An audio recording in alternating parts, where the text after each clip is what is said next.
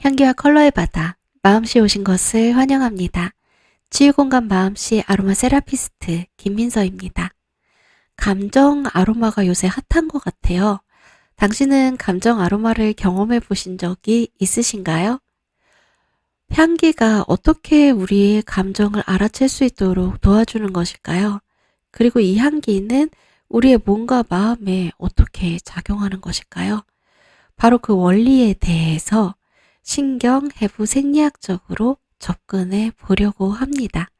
그 첫 번째 부분은 뇌입니다. 뇌신경에서부터 시작해 보려고 해요.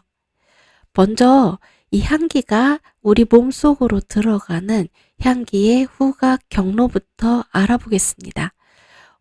에센셜 오일을 사용하는 방법은 다양하죠. 말 그대로 그 향을 맡는 방법이 있어요. 코로. 그리고 마사지를 받는 방법이 있죠. 그러면은 마사지를 받는 동안에도 그 향기가 코로도 전달이 되는 동시에 마사지를 받는 그 피부로도 전달이 되죠. 그리고 또 요새는 에센셜 오일을 먹는 용도로도 많이 사용을 하는 것 같아요. 그러면은 입을 거쳐서 우리 소화기관을 통해서 몸속으로 흡수되는 경로가 있겠죠. 근데 이 모든 과정에서 공통적으로 우리는 냄새로 향기를 만나게 돼요. 여기 지금 주황색의 손이 있어요. 이 손에 에센셜 오일 한 방울을 떨어뜨렸습니다. 그리고 그 손을 코에 갖다 댔어요. 그러면은 이 향기, 냄새 분자들이 코 속으로 들어가죠. 코 속으로 들어간 이 냄새의 입자들, 냄새 분자들은요, 코 천장에 있는 후각신경으로 가게 됩니다. 우리의 후각신경을 좀 더 자세히 살펴보면요, 지금 여기 이 부분 있죠. 요 제일 밑에 부분이 우리 코의 제일 윗부분, 코 천장 부분이라고 할 수 있거든요. 여기 뿌리, 팥뿌리처럼 이렇게 나와 있는 게 있어요. 이게 후각신경 끝부분에 있는 선모들이에요. 그리고 여기 후각신경이 쭉 올라가면은 우리 코뼈죠. 코뼈 사이사이에 난 길로 후각신경이 쭉 올라가면은 이렇게 노란색으로 볼록 튀어나온 부분이 있어요. 옆에 왼쪽의 그림에서는 이 부분이거든요. 이 부분은 후각구라고 하는데 이 후각구 올팩터리 볼브 안으로 얘가 쏙 들어가서 뇌로 들어가게 되는 이 신경과 만나게 돼요. 여기에서 바깥으로부터 들어온 냄새의 신호를 전달해서 뇌까지 가게 되는 거죠. 바로 이 부분으로 들어가는 거거든요. 여기는 보면은 지금 여기 옅은 주황색으로 돼서 이렇게 볼록 튀어나온 동그란 부분에서 길게 이어지는 관이 있죠. 바로 이 볼록 튀어나온 부분이 우리말로는 편도체, 그리고 그 옆에 있는 붉은색의 부분이 해마예요. 기억을 담당하는 부분이죠. 우리의 기억을 저장하는 해마가 바로 그 옆에 있어요. 그리고 여기 이 달걀처럼 동그랗게 생긴 노란 애 있죠. 얘는 시상이라는 부분이고요. 그 다음에 여기 이 부분은 이제 시상에서 본격적으로 우리 뇌의 인지 기능과 사고 판단 기능을 담당하는 대뇌 피질, 뇌 껍질 부분으로 이동하게 되는 그 중간에 있는 부분이거든요. 그래서 이 부분은 대상회로라고 합니다. 그 중에서 처음 만나게 되는 이 부분 있죠. 편도체, 해마, 시상, 그리고 이 시상 밑에 지금 이 그림에는 표시가 되어 있나요? 네, 여기 하이포살라믹 요 부분, 시상 하부 부분이 또 있거든요. 시상 아랫부분에. 그래서 이 부분들을 통틀어서 변형계라고 불러요. 그래서 향기가 제일 먼저 우리 뇌로 들어가는 부분은요, 변형계예요. 이 부분으로, 이 후각구가요, 이 부분으로 이렇게 연결이 되는 거거든요. 그래서 냄새를 맡으면 코에서 이 후각세포를 통해서 후각구로 들어가서 변형계를 통해서 대뇌 피질까지 전달이 되는 게 향기의 후각 경로인데요. 여기에 제가 여기 확대해서 보려고 화살표를 하나 표시를 해놨어요. 확대를 해보면은 이 팥뿌리 같은 후각신경의 선모에는요, 이렇게 뭔가 레고 블록 같은 이런 모양들이 있어요. 이 모양으로 다양한 모양으로 있는 게 한 1000개 정도가 있다고 그러거든요. 그러면은 냄새 분자들도 다 제각각 다른 모양으로 생긴 거예요. 그래서 이 블럭에 맞는 모양의 냄새 분자가 여기 쏙 들어가는 거죠. 레고가 서로 모양이 맞는 것끼리 딱딱 껴져서 조립이 되는 것처럼. 자물쇠와 열쇠가 서로 모양이 일치할 때 딱 들어가서 문이 열리는 것처럼 그렇게 냄새 분자들이 바로 이 후각신경세포와 결합을 하게 되는 거예요. 그러면은 이 냄새 분자가 딱 결합을 해서 이 분자가 여길 뚫고서 이렇게 뇌까지 들어가는 걸까요? 그거는 아니고요. 이렇게 열쇠가 맞듯이 레고가 조립되듯이 이 수용체에 냄새 분자가 딱 끼워지게 되면은요. 성공적으로 결합하게 되면은 우리가 전기 스위치를 켜듯이 여기에 스위치가 딱 켜져서 전기 신호가 이 팥뿌리 같은 선모부터 시작해서 쭉 뇌까지 연결이 되는 거예요.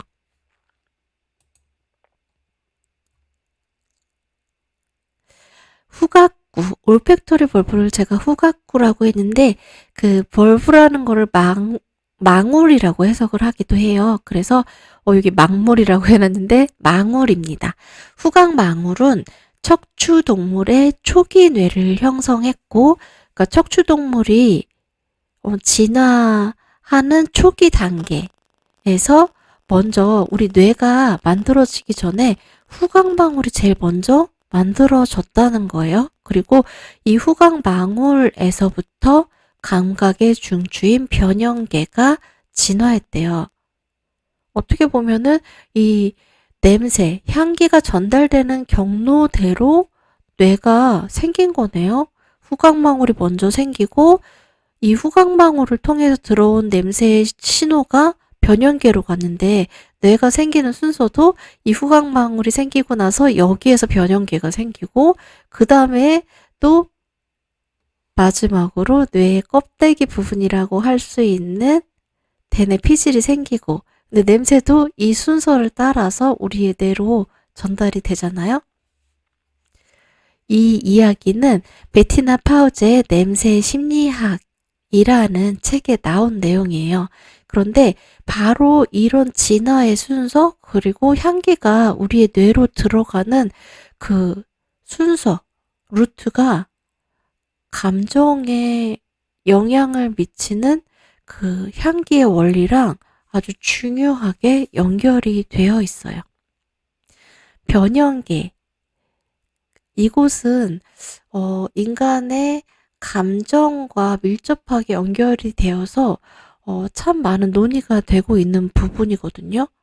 이 변형계 안에 들어있는 편도체는 또 되게 원초적인 감정, 인간의 본능적인 감정과 연결되는 부분으로 또 많이 이야기가 되는 부분이에요.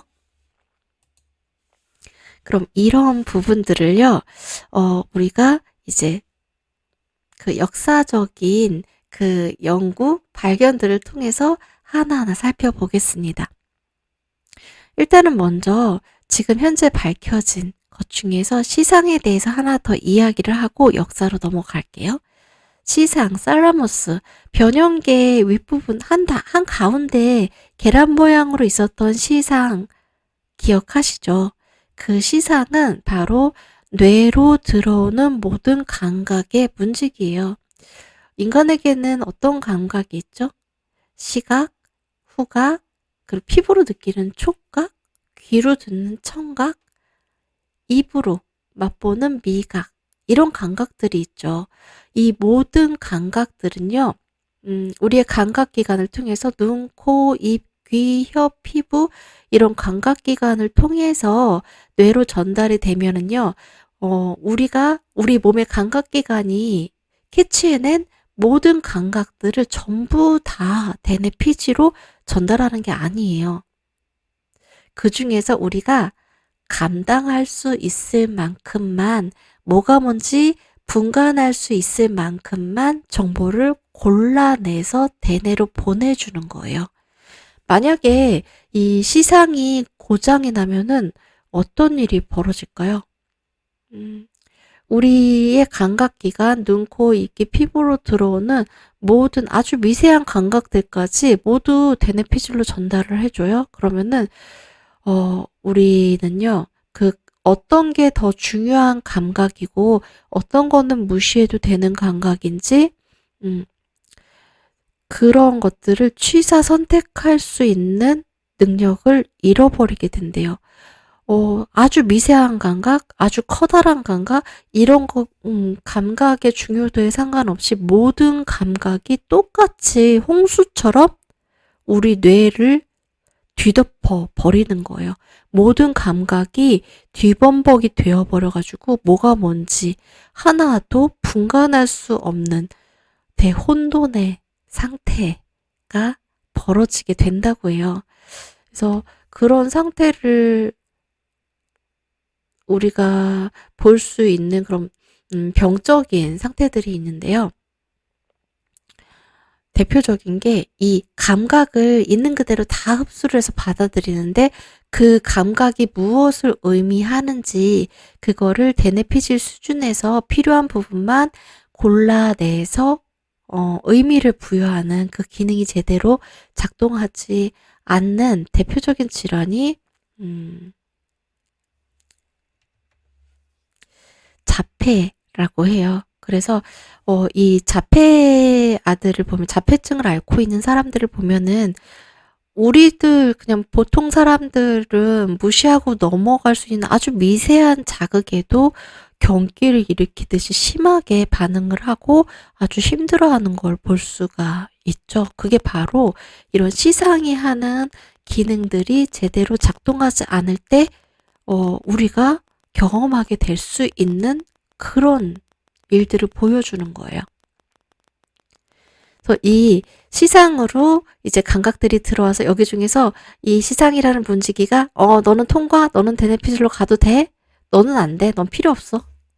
이러면은 필요 없어 했던 감각들은 어디로 가게 돼요? 우리의 무의식으로 가게 되는 거예요. 그래서 이제 이 시상을 거쳐서 이 문을, 시상이라는 문을 무사히 통과한 감각들은 이제 편도체로 가게 돼요. 그리고 그 편도체라는 문을 통과해서 의식에 도달하게 돼요. 근데 여기서 재미있는 게요. 후각은 이 편도체라는 문을 통과하지 않고 곧장 대뇌 피질로 갈 수가 있대요. 다른 감각 말고 후각만 가지고 있는 특권, 바로 이 프리패스를 가지고 있다는 거예요. 그래서 다른 어떤 감각보다도 후각이 강력한 기능을 하는 게 있거든요. 이게 아주 중요한 부분이에요. 이 후각의 강력한 기능. 냄새는 곧바로 감정을 일으킨다는 거예요. 냄새가 일으키는 감정은 통제할 방법이 없어요. 이거는요, 시상을 통과하지 못하고 무의식으로 쫓겨난 그 감각들까지도 불러내는 엄청난 힘을 가지고 있어요. 또 편도체 옆에 있는 해마 있었죠. 우리의 기억을 관장하는 부분이잖아요. 그 부분에 대해서도 이 후각은 특권을 가지고 있다고 해요. 냄새는 단기 기억이라는 과정을 거치지 않고 곧바로 장기 기억으로 깊숙이 각인이 된다는 거예요. 이거를 우리는 프루스트 효과라고 하기도 하거든요. 프루스트의 그 유명한 책, 잃어버린 시간을 찾아서의 유명한 장면이 있잖아요. 마들렌과 홍차를 먹고 그 향기를 맡으면서 프루스트가 어린 시절에 바로 그 마들렌과 홍차가 있던 그 장면을 생생하게 떠올리죠. 바로 내 앞에서 그 어린 시절의 장면이 펼쳐지는 것처럼 그때의 감정, 그때의 느낌, 그때의 감각, 그때의 기억들이 너무나 생생하게 떠오르는 거예요. 바로 냄새가 가져오는 효과거든요. 근데 사실 이거는 미각도 들어있는 거 아니에요? 먹기도 했잖아요. 그 기억을 떠올리는 데는. 이렇게 말할 수 있는데요. 근데 감각에서 미각이랑 후각은요, 하나로 연결되는 감각이라고 봐요. 그리고 이 중에서 어떤 게 더 주도권을 가지고 있는가라고 했을 때는 후각이 더 주도권을 가지고 있기 때문에 사실상 미각과 후각에서 느껴지는 여기에서 파생되는 효과들은 후각의 효과라고 봐도 무방하다는 거죠. 그거를 증명하는 게 우리가 냄새를 못 맡는 상황에서는 맛이 안 느껴지는 것이 되겠죠.